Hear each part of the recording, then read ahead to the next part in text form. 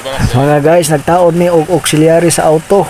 Ani among gibutangan og boss relay. Aron safety sa nga atong switch ba dugay maguba. Ani mayo sa ang performance sa atong operato. Kining atong auxiliary. Una magtaon og relay by number man ni siya.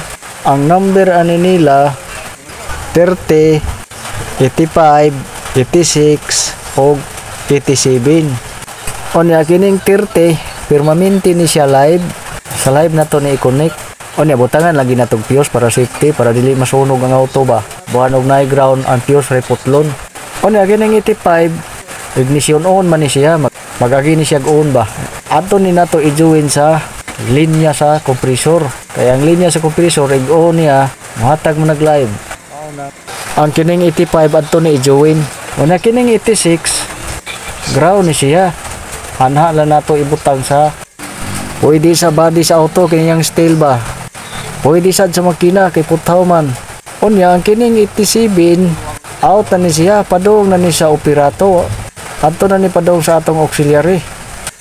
Sa atong motor pwede sa nato itaon basta 12 volt lang. O busina nga to taoran depende sa position sa switch.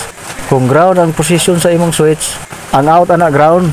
Adto na i-connect sa 86. Og positive ang posisyon kanang 30 og 85 adto na i-connect. Pwede ra na kuyugo ng duha. Kung direct diretso tingog. Anang 87 padung na sa busina. O diretso tingog ra na siya. Kung di na paagi og on